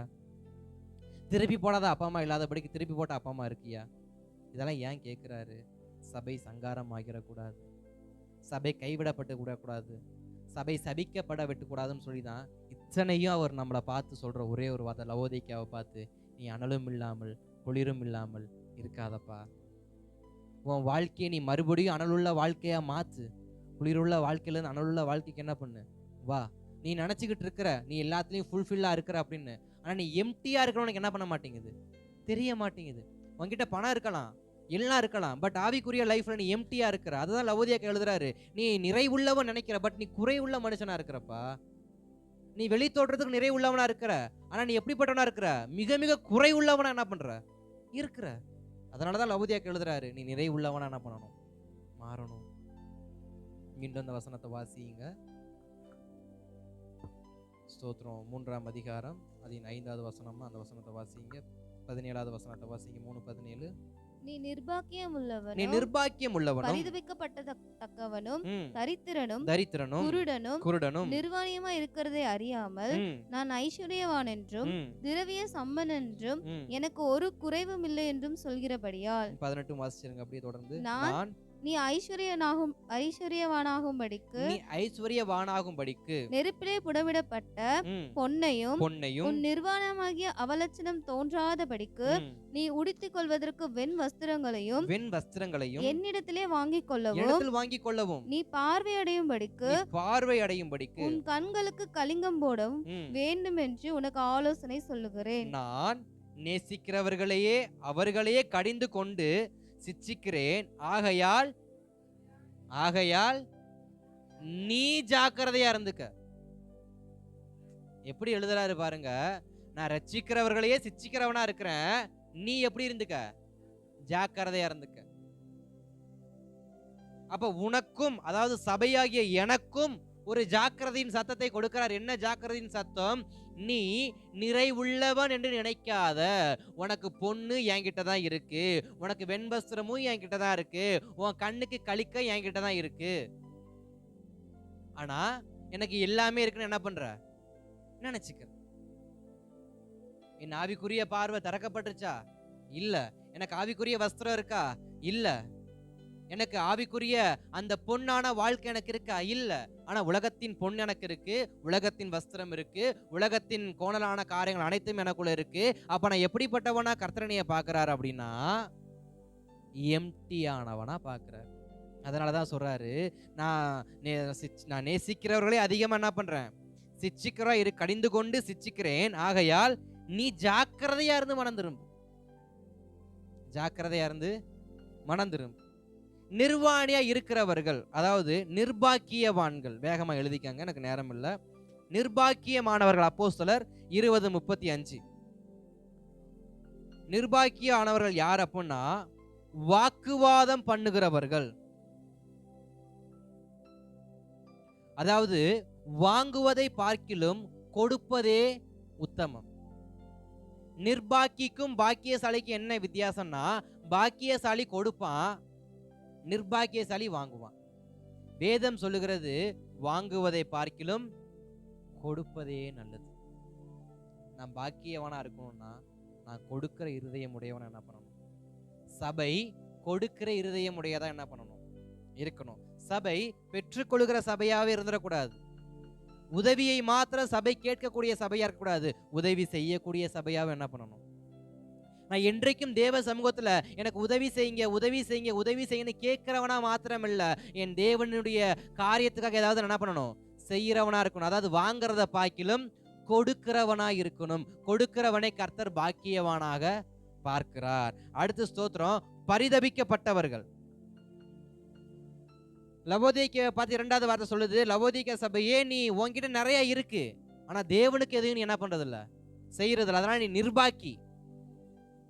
2வது பரிதபிக்கப்பட்டவன். 1 கொரிந்தியர் 15ஆம் அதிகாரம் 19ஆம் வசனத்துல சொல்லுகிறது, இம்மைக்காக கிறிஸ்துவை தேடுகிறவன் எப்படிப்பட்டவனா? பரிதபிக்கப்பட்டவன். 1 கொரிந்தியர் 15:19 சொல்லுது, இம்மைக்காக கிறிஸ்துவை தேடுகிறவன் அவனை போல பரிதபிக்கப்பட்டவன் யாருமே இல்லை. நான் பரிதபிக்கப்பட்டவனாய் இல்லாம இருக்கணும்னா, நான் இம்மைக்காக மாத்திரமல்ல, நான் பரலோக அந்த மேன்மைக்காகவும் நான் கிறிஸ்துவை பின்பற்றக்கூடியவனா என்ன பண்ணணும்? இருக்கணும். அநேகர் இன்றைக்காக மட்டும்தான் கிறிஸ்துவை தேடுறோம். இன்னைக்கு சுகமானா போதும், இன்னைக்கு பணம் கிடைச்சா போதும், இன்னைக்கு விடுதலை கிடைச்சா போதும், நாளைக்கு நான் வேற பக்கம் நான் என்ன பண்ணிக்கிறேன், போய் பார்த்துக்கிறேன். இம்மைக்காக கிறிஸ்துவை தேடுனா அவங்கள போல பரிதபிக்கப்பட்டவங்க யாருமே கிடையாது. அவங்கள போல பரிதபிக்கப்பட்டவங்க யாருமே கிடையாது. அப்ப இம்மைக்காக அல்ல, மறுமைக்காகவும் என்ன பண்ணணும்? ஏன் லவோதிக்கா பார்த்து பரிதபிக்கப்பட்டவன்னு சொல்றாங்க? லவோதிக்கா இம்மையை மட்டும்தான் பார்க்குது, மறுமை என்ன பண்ணல. இன்றைக்கான சபை எதை பார்க்குது? இம்மைக்கு தான் பார்க்குது, மறுமை என்ன பண்ணல. இம்மைக்காக கட்டடம் கட்டுவது, இம்மைக்காக ஆலயம் கட்டுவது, இம்மைக்காக ஆத்துமாதையும் செய்வதையும் பார்க்குது தவிர, அது மறுமையில் எனக்கு பெயரை உண்டாக்கும், மறுமையில் எனக்கு வெகு ஜீவ கிரீடத்தை உண்டாக்கும், எனக்கு ஸ்தோத்திரம் கனிகளை கொடுக்கும்னு யாரும் யோசிக்கிறது இல்ல. இன்றைக்கான சபை யோசிக்கிறது. இன்றைக்கான சபை எனக்கு சபையில் அங்கீகாரம் கிடைச்சா போதும், எனக்கு ஊர்ல பெருமை கிடைச்சா போதும், பரலோகத்துல எனக்கு எதுவும் என்ன பண்ண வேணாம், கிடைக்க வேணாம் நினைக்கிறோம். ஆனா வேதம் சொல்லுகிறது, நீ இம்மையை தேடாத, இம்மையை தேட நீ பரிதபிக்கப்பட்டவன், இம்மையை தேட நீ பரிதபிக்கப்பட்டவன். தரித்திரன் 1 தீமோத்தேயு 6:8 எழுதிங்க. தரித்திரர். அடுத்து குருடர் 1 யோவான் 2:9-11, 2 பேதுரு 1:9. அங்க குருடரை குறித்து சொல்லப்படுகிறது. யோவான் 2:9-11 பார்க்கறப்ப இயேசு கிறிஸ்து என்ன பண்ணுவாரு, அங்க பார்வையற்றவனை பார்த்து, அதாவது பார்வையற்றவனை பார்த்து அவர் என்ன பண்ணுவார், பார்வையை கொடுப்பார். ஆனா அந்த 1 யோவான் 2ஆம் அதிகாரம் 9-11 சொல்லும். என்ன வசனம் சொல்லுமா, சகோதர சிநேகம், சகோதர சிநேகம். இங்கு குருடர்கள்னு யாரை குறிக்கிறாங்க அப்படின்னா, சகோதர சிநேகம் இல்லாத அனைவரும் கர்த்தருடைய பார்வையில் குருடராகவே இருக்கிறாங்க. குறிச்சு வச்சு வீட்டில் போய் படிச்சுங்க, அது கரெக்டா இருக்கும். 1 யோவான் 2:9-11, 2 பேதுரு 1:9. அப்ப குருடர் யாருன்னு வேதம் சொல்லுகிறது. சோதரம் லவோதிக்கா சபைக்கு கண்ணு தெரியாம இருந்துச்சா? இல்ல, அவன் சகோதரனை சிநேகிக்காத இருதயம் உடையவனா இருந்தான். சகோதரிகளை சிநேகிக்கிறது இல்ல, சகோதரன் சகோதரர்களை சிநேகிக்கிறது இல்ல. அப்ப சிநேகம் இல்லாதவனை வேதம் எப்படி பார்க்குது, குருடனை போல பார்க்குது. எனக்குள்ள சகோதர சிநேகம் இல்லைன்னா நான் யாரு, குருடன், பார்வையற்றவன். எனக்குள்ள சகோதரிகள் சிநேகம் இல்லைன்னா நான் யாரு, குருடன், பார்வையற்றவன். ஆனா என் கண்களுக்கு நான் கழிக்காம எடுத்து என்ன பண்றேன், மாற்றேன். என் கண்ணுக்கு நான் ஆப்ரேஷன் பண்றேன். காரணம் என்ன, என் கண்ணு சரியா தெரிய மாட்டேங்குது. வேதம் சொல்லுது, நீ மாம்ச கண்ணை ரெடி பண்றிய தவிர ஆவிக்குரிய பார்வை என்ன பண்ண மாட்டேங்கிற, ஆப்ரேஷன் பண்ண மாட்டற. இன்னைக்கு உன் கண்ணில் பொறை ஏறிச்சு, நீ சர்ஜரி பண்ண போற. உன் கண்ணில் சதை வளைஞ்சிச்சுன்னு சர்ஜரி பண்ண போற. எதுக்கு, மாம்சிக பார்வையை பெற்றுக்கொள்வதற்கு. ஆனா வேதம் சொல்லுது, சகோதரன் சிநேகிக்காதவன் குருடன் என்று சொல்லப்படுகிறது. அந்த குருட்டுத்தன்மையை நீ எப்ப மாத்திக்க போற? அதுக்கு என்ன ஆபரேஷன் இருக்கு? அப்போலோக்கு போறதா, இல்ல அரவிந்த் ஹாஸ்பிட்டலுக்கு போறதா? தேவ சமூகத்துக்கு போகணும், சகோதரனோடு ஒப்புரவாகிறதுக்கு போகணும். அப்பதான் கண்ணு தெளிவாகும். தன்னுடைய ஆவிக்குரிய கண் திறக்கப்படலன்னா, இப்ப சொல்றேன், எழுதி கூட வச்சுக்கோங்க, நீங்க யார்கிட்ட சண்டை போட்டிருக்கீங்களோ போய் ஒப்புரவாகிருங்க. சகோதரிகிட்ட ஒப்புரவாங்க, சகோதரன்ட்ட ஒப்புரவாங்க. இல்ல சகோதரி சண்டை போட்டுருந்தா 2 பேரும் ஒப்புரவாங்க. உங்க ஆவிக்குரிய கண் இன்றைக்கு ராத்திரி என்ன பண்ணும், திறக்கப்படும். இன்றைக்கே திறக்கப்படும். ஆவிக்குரிய குருடனா நான் வாழுவது வேஸ்ட். ஆவிக்குரிய குருடனா வாழ்வது வேஸ்ட்லயும் வேஸ்ட். அது போல ஒரு வேஸ்ட் எதுவும் கிடையாது. அதான் பவுல் எழுதி வைக்கிறார், பேதுரு எழுதி வைக்கிறார். நீ சகோதரன் நேசிக்கிறவன் என்ன பண்ணணும், காண்கிற சகோதரனிடத்தில் அன்பு கூற வக்கு இல்லாதவன் காணாத தேவனிடத்தில் என்னத்தை அன்பு காண்பித்து தெரியல்.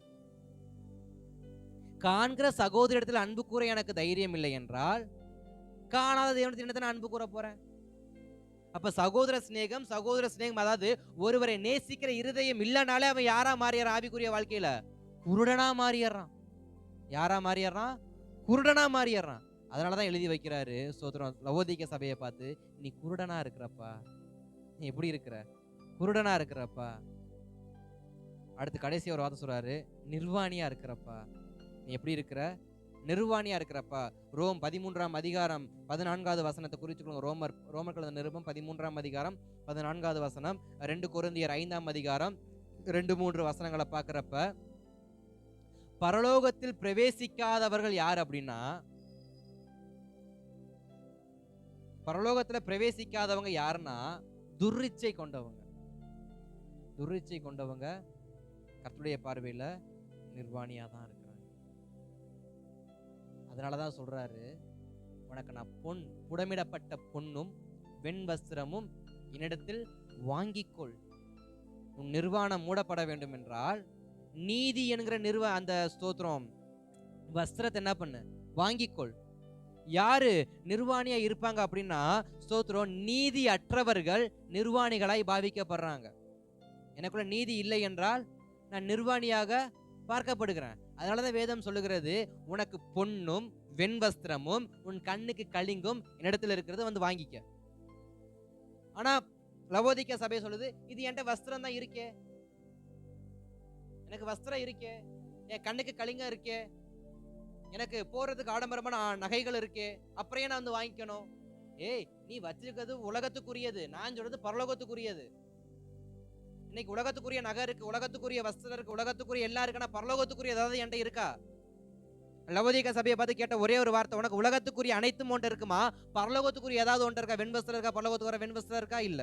பரலோகத்துல வர பொண்ணு இருக்கா? ஒன்ட்ட இல்ல. பரலோகத்துல வரத்தக்க கலிங்கம் உனக்கு இருக்கா? இல்ல. அப்ப எல்லாமே இல்லாம இருந்துட்டு எதுக்கு நீ இருக்குன்னு போய் சொல்லிட்டு இருக்க ஊருக்குள்ள? சபையை பார்த்து கேட்கிற. அப்ப நான் எப்படிப்பட்டவனா மாறணுமா? வெண்வஸ்திரத்தை பெற்றுக்கொள்கிறவனாய் மாறணும். எழுதி கொள்ளுங்கள். தேவனுடைய ஆலோசனை, ஒரு சின்ன ஆலோசனை கர்த்தர் கொடுக்குறாரு, எழுதிக்கிட்டு நம்ம முடிச்சிடலாம். ஏன்னா இவ்வளவு தூரம் வந்தாச்சு, இதையும் முடிச்சுட்டா ரொம்ப பிரயோஜனமா இருக்கும். தேவன் கொடுக்கிற பொன், தேவன் கொடுக்கிற வெண்வஸ்திரம், தேவன் கொடுக்கிற கலிங்கம், தேவன் கொடுக்கிற வாழ்க்கை, இதை லவோதிக்கா சபை பெற்றுக்கொண்டால் எப்படி இருக்கும்? தேவன் கொடுக்கும் ஒரு சின்ன ஆலோசனை, பொன்னை வாங்கிக்கொள், பொன்னை வாங்கிக்கொள். யாக்கோபு 2ஆம் அதிகாரம் 5வது வசனம், 1 பேதுரு 1ஆம் அதிகாரம் 7வது வசனம். பொன்னை வாங்கிக்கொள், வாக்குத்தத்தம் பண்ணப்பட்ட ராஜ்யத்தை பெற்றுக்கொள்.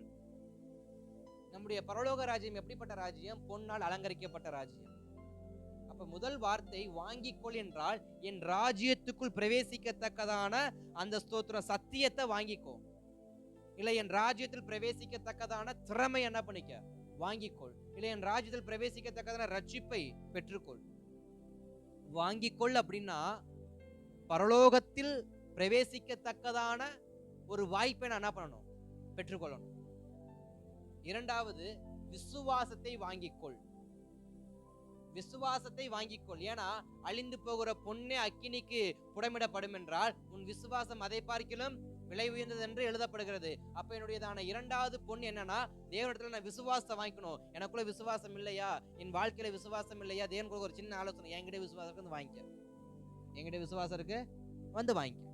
உனக்குள்ள விசுவாசம் இல்லையா, உன்னால விசுவாசம் உள்ள வாழ்க்கை வாழ முடியலையா, உனக்கு கடன் வாங்குற வாழ்க்கை தான் வாழணும்னு எழுதப்பட்டிருக்கா, நீ நீ அதை நினைச்சு நீ என்ன பண்ணாத, நிர்விசாரம் அடையாத. என்கிட்ட உனக்கான விசுவாசம் இருக்கு, வந்து வாங்கிக்க. என்கிட்ட உனக்கு வேண்டிய விசுவாசம் இருக்கு, வந்து வாங்கிக்க. இரண்டாவது, வெண் வஸ்திரத்தை வாங்கிக்கொள். வெளிப்படுத்தல் 19ஆம் அதிகாரம் 8வது வஸ்திரம், 8வது வசனம், வெண் வஸ்திரத்தை வாங்கிக்கொள். வெண் வஸ்திரம் என்றால் பரிசுத்தமும் நீதியும். வெண் வஸ்திரம் என்பது பரிசுத்தத்தையும் நீதியையும் குறிக்கிறது. அப்ப எதை வாங்கிக்க சொல்றாரு? வெண் வஸ்திரம் என்றால் பரிசுத்தம், நீதி என்னும் மார்க்கவசம். நீதி என்னும் மார்க்கவசம், பரிசுத்தம் எனக்கூடியதான வெண் வஸ்திர ஆடைகள். என்னுடையதான வஸ்திரம் எப்படிப்பட்ட வஸ்திரமா இருக்கணும்? பரிசுத்த வஸ்திரமாகவும் நீதியின் வஸ்திரமாகவும் இருக்க வேண்டும். அதை வாங்கிக்கொள்னு எழுதுறாரு. அடுத்து, கலிங்கம் வாங்கிக்கோ. யோவான் 9ஆம் அதிகாரம் 6-7 வசனத்துல பாக்குறப்ப, யோவான் 9ஆம் அதிகாரம் 6-7 வசனத்துல பாக்குறப்ப, அங்க ஒரு குருடன் வருவான். அந்த குருடனுக்கு இயேசு கிறிஸ்து என்ன பண்ண? சேற்றை குழப்பி கண்கள்ல பூசுவார். என்ன அர்த்தம்? உனக்கான சுகம் இடத்துல இருக்கு, உனக்கான சுகம். மருத்துவரே தேடி போய் என்ன பண்ணாத, உன்னுடைய பணத்தை விரயமாக்காத. உனக்கான சுகமும் என்கிட்ட இருக்கு. உன் கண்களுக்கு கலிங்கம், ஸ்தோத்திரம், மருத்துவமனையில தான் இருக்கு. அதுல லவோதிக்கா சபை வெரி வெரி வெரி எக்ஸ்போர்ட் அப்படின்றதுக்காண்டி உன் கண்ணுக்கு ஆபரேஷன் லவோதிக்கா பட்டணத்தை போய் பாக்குறே. ஆனா லவோதிக்கா பட்டணத்தை பார்த்து சொல்றாரு, உன்னை குணமாக்குற வைத்தியர் நான். உன் ஆவிக்குரிய வாழ்க்கையை குணமாக்கக்கூடிய வைத்தியர் நான். நீ உலக பிரகாரமான கண்ணை தான் திறக்க முடியும், எனக்கு ஆவிக்குரிய கண்ணை என்ன பண்ண தெரியும்? திறக்க தெரியும். உன் கண்ணுக்கு கலிங்கம். கலிங்கம் என்பது அந்த ஒரு விதமான மருந்து, ஒரு மூலிகை கலந்த ஒரு மருந்துக்கு பேர் தான் கலிங்கம். வேதம் சொல்லுகிறது, உனக்கு நான் கலிங்கம் தரேன். என்ன கலிங்கம்? உனக்கு நான் ஒரு கலிங்கம் தரேன். அதில் உன் பார்வாடையும், உன் பார்வை உனக்கு தெரிய ஆரம்பிக்கும். உன் ஆவிக்குரிய கண்ணை என்ன பண்ணும்? திறக்கப்படும். அடுத்து ஸ்தோத்திரம், சிச்சையை ஏற்றுக்கொள். சிச்சையை ஏற்றுக்கொள். வெளிப்படுத்தல் 3:19. ஸ்தோத்திரம், எபிரேயர் 12ஆம் அதிகாரம் 5 முதல் 8 வசனங்கள். சிச்சையை ஏற்றுக்கொள். மோசேயை குறித்து ஒரு வார்த்தை சொல்லப்பட்டிருக்கும். அவன் ஜனங்களோடு வாழ்வதை விட, அரண்மனை வாழ்க்கையை விட சிற்றையை ஏற்றுக்கொண்டார்.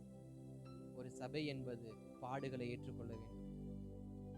கொஞ்ச நாள் பாடுபடுவீர்கள், 10 நாள் உபத்திரவப்படுவீர்கள்.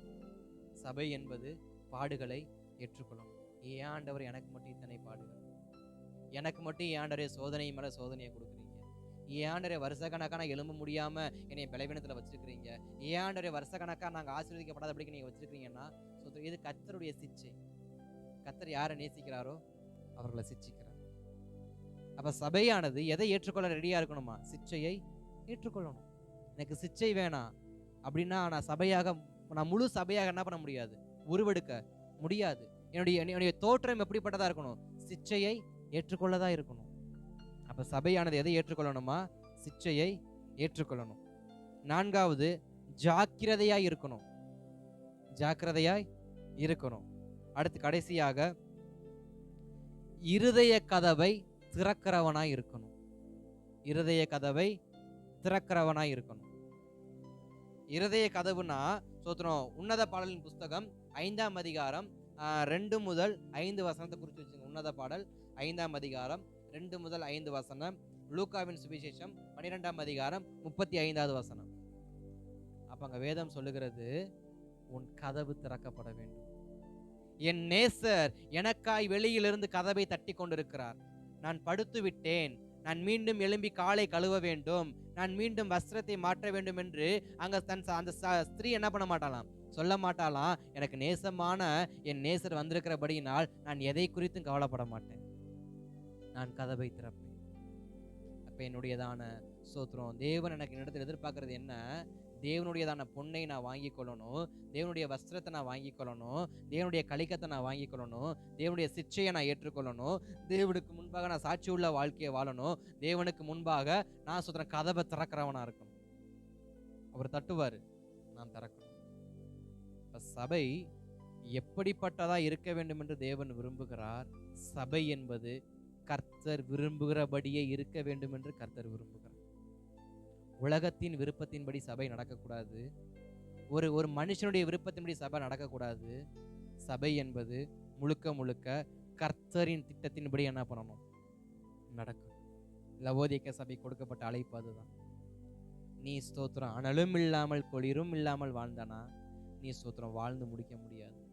ஆனா இதுவரைக்கும் கொடுக்காத ஒரு சபைக்கான ஆசீர்வாதம் இந்த சபைக்கு மட்டும் கொடுக்கிறார்.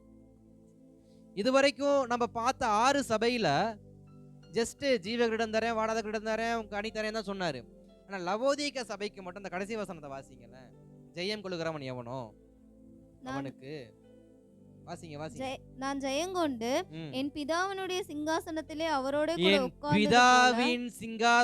அவரோடு கூட உட்காருவேன். ஜெயம் கொள்ளுகிறவன் எவனோ அவனும் என்னுடைய சிங்காசனத்தில் என்னுடைய சிங்காசனத்தில் என்னோடு கூட உட்காரும்படிக்கு அருள் செய்வேன். இது யாருக்கும் கொடுக்காத ஒரு ஆசீர்வாதம், எந்த சபைக்கும் கொடுக்காத ஒரு ஆசீர்வாதத்தை லவோதிக்க சபைக்கு எழுதுறார். காரணம் என்ன? அதிகமாய் சபையை நேசித்தபடியினார். சிச்சித்தாரு, திட்டினாரு. மத்த சபையில புகழாரம் சூட்டினார். லவோதிக்க சபைக்கு ஒரு புகழாரம் எடுத்தோடனே திட்டுதான். நீ அனலும் இல்லாம குளிரும் இல்லாம இருக்கு, என்னத்துக்கு தான் இருக்கு, எடுத்தோடனே திட்டுதான் விழுகுது. எபேசு சபை எழுதுறப்ப உன் கிரியைகளை அறிந்திருக்கிறேன், உன் அக்கிரியை அறிந்திருக்கிறேன், அதை அறிஞ்சிருக்கேன், இதை அறிஞ்சிருக்கேன் எழுதுன தேவன் லவோதிக்க சபையை மட்டும் எடுப்புல சாடுறாரு. என்ன சாடுறாரு? அனலும் இல்லாம குளிரும் இல்லாம இருக்க, வாந்தி பண்ணி போடுறேன் பாத்துக்க அப்படின்னு. ஆனா எந்த சபையை சாடுன்னு சாடினாரோ அந்த சபையை பார்த்து சொல்றாரு, என் பிதாவின் சிங்காசனத்தில் நான் உட்காருகிற இடத்தில் நான் உன்னையும் என்ன பண்ணுவேன்? உட்கார வைப்பேன். அப்ப ஜெயம் கொள்ளுகிறவன் எவனோ அவனுக்கு என் அருகில் என்ன பண்ணுவேன்? உட்கார வைப்பேன். மற்றவனுக்கெல்லாம் அதாவது மரத்துல இருக்கிற பழம் தான் கொடுக்கப்படும். ஆனா உனக்கு மட்டும் எனக்கு சமமான இருக்கை உனக்கு கொடுக்கப்படும். அப்ப ஸ்தோத்திரம், தூதர்கள் யாரை பார்த்து சிலையின் கர்த்தர் பரிசுத்தர் சொன்னாங்க? சிங்காசனத்தில் அமர்ந்திருக்கிற கர்த்தரை பார்த்து பரிசுத்தர் என்று சொன்னால், சிங்காசனத்தில் பக்கத்தில் இருக்கிற என்னைய பார்த்து அந்த வார்த்தை வருமா வராதா? அப்ப தூதர்கள் என்னைய பார்த்து வர்ஷிப் பண்ணுவாங்களா மாட்டாங்களா? யாருக்கும் கிடைக்காத பாக்கியம் லவோதியைக்கு மட்டும் கொடுக்க காரணம் என்ன? லவோதியைக்கா ஒருவேளை தன்னை சீர்படுத்தி கொள்ளும் என்றால் உனக்கு இந்த விலையேற பெற்ற வாய்ப்பை நான் என்ன பண்றேன்? கொடுக்கிறேன். இன்றைக்கு நான் இந்த வார்த்தையை கேட்டு என்னை கீழ்ப்படிய ஒப்பு கொடுப்பேன் என்றால், நான் ஆவிக்குரிய வாழ்க்கையில விசுவாசிக்கிறேன், நான் ஆவிக்குரிய பார்வையில நான் பார்க்கிறேன், என்னையும் கர்த்தர் அந்த சிங்காசனத்துல உட்கார வைப்பா, எனக்கும் ஒரு இடத்தை கொடுப்பா, என்னையும் அவரோடு சேர்ந்து உட்கார வைத்து அந்த ஸ்தோத்திரம் பரலோகத்தை பார்த்து ரசிக்க எனக்கு ஒரு வாய்ப்பை அவர் கொடுப்பார். அது ஜெயம் கொள்ளுகிறவனுக்கு மட்டும்தான். அது ஜெயம் கொள்ளுகிறவனுக்கு மட்டும்தான். எல்லாமே இருக்குன்னு சுத்தின சபையே உனக்குள்ள ஒண்ணுமே இல்லைன்னு கர்த்தர் சொல்றாரு.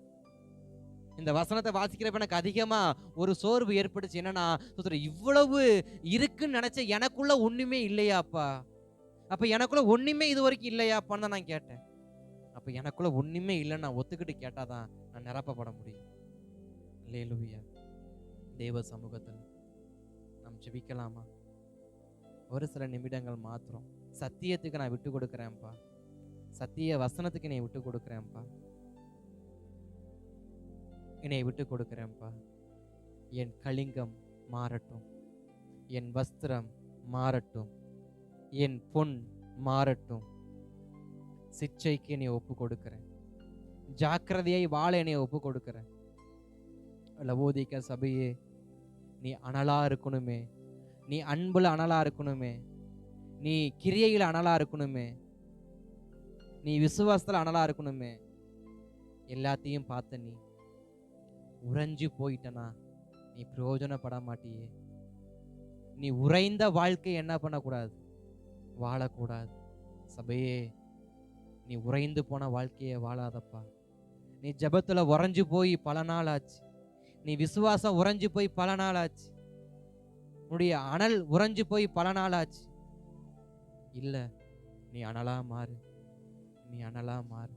தேவ சமூகத்துல கேளுங்க, என்னை அனலா மாத்துங்கப்பா, என்னை அனலா மாத்துங்கப்பா.